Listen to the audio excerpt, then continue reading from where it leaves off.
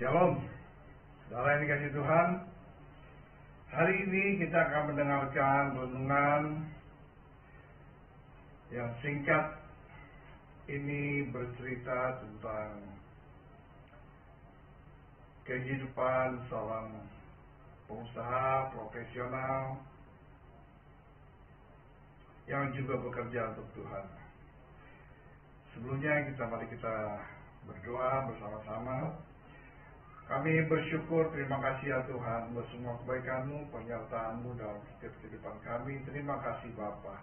Terima kasih untuk hari ini. Terima kasih untuk hari yang baru di penghujung tahun 2023 ini ya Tuhan. Engkau menyertai setiap langkah hidup kami sepanjang tahun ini. Bahkan Engkau memberkati kami. Terima kasih. Sebentar kami mau merenungkan firman-Mu, pesan-pesan-Mu untuk kami ya Bapa. Kiranya Tuhan memberkati, mengurapi hamba-Mu, mengurapi semua yang mendengarkan. Tuhan, kami percaya Engkau menjamah setiap orang yang mendengar firman Tuhan. Di dalam nama Tuhan Yesus terpujilah. Haleluya, haleluya. Saudara, mari kita lihat di dalam kitab Matius. Kita buka Alkitab kita di dalam kitab Matius. Matius pasal yang keempat, ayat yang ke-18 sampai dengan ayat yang ke-22. Nah, saya bacakan ya. Ini perikopnya tentang Yesus memanggil murid-murid yang pertama. Ayat 18. Dan ketika Yesus sedang berjalan menyusuri danau Galilea, dia melihat dua orang bersaudara, yaitu Simon yang disebut Petrus dan Andreas saudaranya. Mereka sedang menebarkan jala di danau, sebab mereka penjala ikan. Profesinya mereka adalah penjala ikan. Ayat 19, Yesus berkata kepada mereka, "Mari, ikutlah aku, dan kamu akan kujadikan penjala manusia." Lalu mereka pun segera meninggalkan jalannya dan mengikuti Yesus. Dan setelah Yesus pergi dari sana, dilihatnyalah pula dua orang bersaudara, yaitu Yakobus anak Zebedius dan Yohanes saudaranya, yang bersama ayah mereka Zebedius sedang membereskan jala di dalam perahu. Yesus memanggil mereka dan mereka segera meninggalkan perahu serta ayahnya, lalu mengikuti Yesus. Saudara, pada saat Yesus sedang berjalan, dia melihat ada nelayan dan dia berkata, "Mari ikut aku."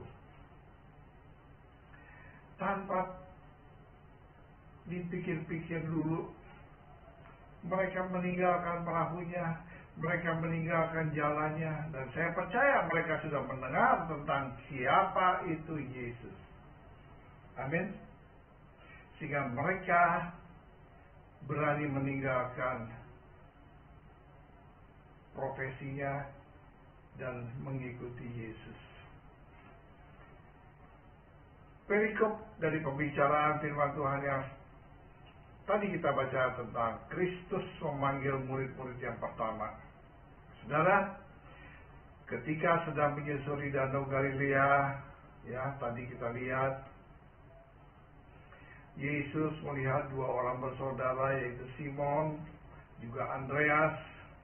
Profesinya adalah nelayan. Mereka nelayan. Waktu itu sedang menjala ikan, mencari ikan. Yesus berkata, "Mari ikutlah aku, dan kamu akan kujadikan penjala manusia." Seperti yang tadi saya katakan, mereka langsung bergegas mengikuti Yesus. Tanpa pikir panjang, mereka meninggalkan jaringnya dan kemudian mengikuti dia dengan sepenuh hati. Kenapa saya bilang dengan sepenuh hati? Sebab tanpa berpikir lagi. Iya kan? Dia meninggalkan profesinya untuk menjala ikan. Dia pergi begitu aja tanpa orang tuanya juga ditinggalin. Ya kan? Tanpa bertanya dulu mau kemana, apa tujuan dan lain sebagainya, enggak. Mereka begitu aja pergi. Ya. Nah, Pernyataan bahwa Simon Petrus dan Andreas saja rela itu meninggalkan jalannya atau profesinya sebagai penjala ikan dan mengikuti Kristus, ini seringkali disalahartikan oleh sebagian orang atau banyak orang Kristen. Ini seringkali dia salah artikan, saudara. Mereka selalu berpikir mengikut Kristus dan melayani Yesus itu, mereka harus meninggalkan pekerjaannya, mereka harus meninggalkan profesinya sebagai ada yang pengusaha, ada yang pedagang, ada yang bekerja sebagai karyawan, ada yang bekerja sebagai macam-macam profesi. Jadi mereka berpikir kalau mengikut Yesus, melayani Yesus, itu mereka harus meninggalkan profesi mereka. Saudara, perhatikan baik-baik di sini. Tuhan tidak pernah memerintahkan. Tuhan tidak pernah memerintahkan umatnya untuk meninggalkan pekerjaan mereka, untuk meninggalkan profesi mereka, kemudian menjadi seorang full timer di gereja, bahkan menjadi seorang gembala, melayani Tuhan, sebagai worship leader dan sebagainya. Tidak, saudara, tidak. Tuhan tidak seperti begitu. Ya. Ketika Petrus dan Andreas pada satu kesempatan memutuskan untuk kembali menekuni profesi lamanya sebagai nelayan, Yesus tidak marah kepada mereka, bahkan dia bersedia menolong. Coba baca kembali dalam kitab Yohanes 21 ayat yang ke-6. Saudara catat, Yohanes 21 ayat 6. Tebarkanlah jalamu di sebelah kanan perahu, maka kamu akan peroleh.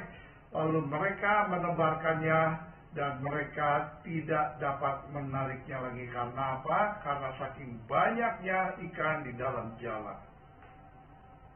Saudara, lihat, Petrus dan Andreas, begitu mereka mengiring Yesus, mereka sudah mendengar apa ya perkataan-perkataan daripada Tuhan Yesus, nasihat dan lain sebagainya. Lalu dia kembali kepada profesi semulanya, kembali dengan apa? Pengetahuan yang baik dari Tuhan Yesus, firman-Nya dia bawa, dan dia yakin bahwa dia adalah Yesus, Tuhan dan Juru Selamat. Inilah murid-murid Tuhan yang pertama. Jadi tidak meninggalkan profesinya, saudara. Nah, seringkali kita lupa dan tidak menyadari bahwa apa? Sesungguhnya pekerjaan atau profesi yang sedang kita tekuni adalah sebuah ladang untuk melayani Tuhan. Amin. Dimanapun kita bekerja, itu adalah ladang untuk melayani Tuhan. Kita menjadi garam, kita boleh menjadi terang bagi semua teman-teman kita, karyawan di sekeliling kita, buat bos kita, melalui apa?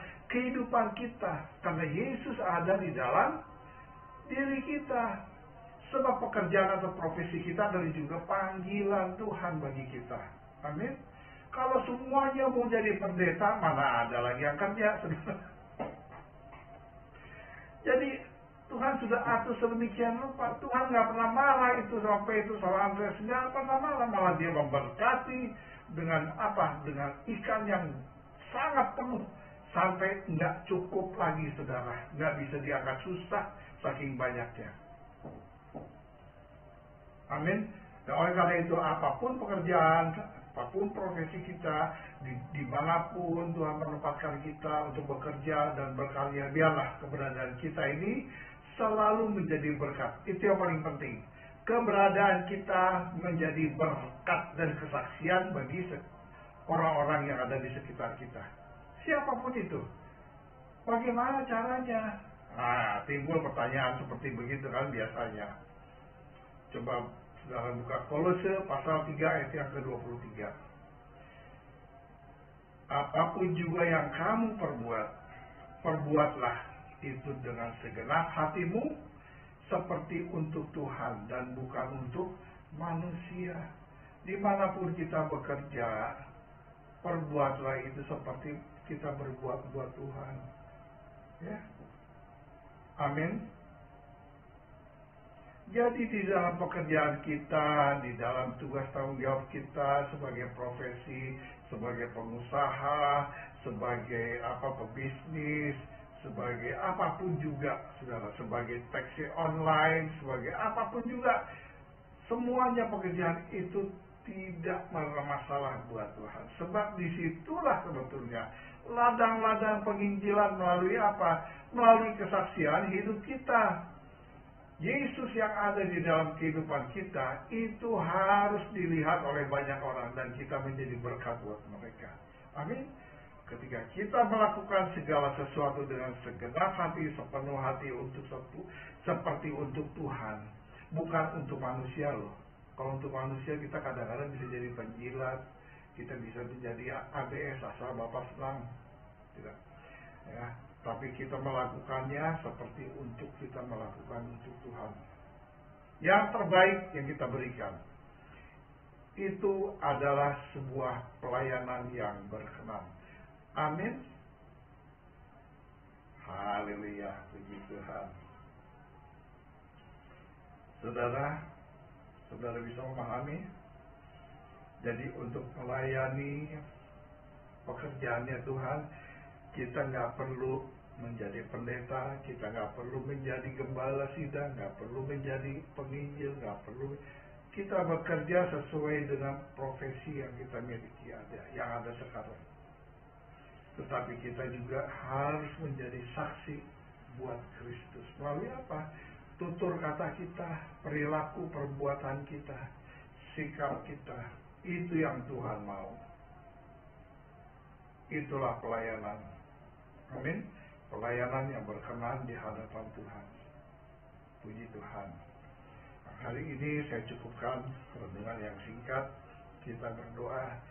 Bapa, kami bersyukur, terima kasih ya Tuhan untuk pesan-pesan-Mu yang singkat. Biarlah kami Tuhan boleh menjadi pelayan-pelayan-Mu yang setia, menjadi murid-murid-Mu yang setia Tuhan. Dimanapun kami bekerja, di dalam bidang apapun, profesi apapun kami bekerja, kami mau melayani Engkau melalui apa yang kami lakukan Tuhan. Kami bekerja seperti kami bekerja untuk melayani Engkau ya Tuhan Yesus Kristus yang ada di dalam kehidupan kami, yang terpancar keluar melalui perkataan, perilaku hidup kami, menjadi terang, menjadi berkat bagi sekeliling kami. Terima kasih Bapa yang baik, terpujilah nama-Mu. Kau meteraikan firman ini menjadi berkat untuk setiap yang mendengar.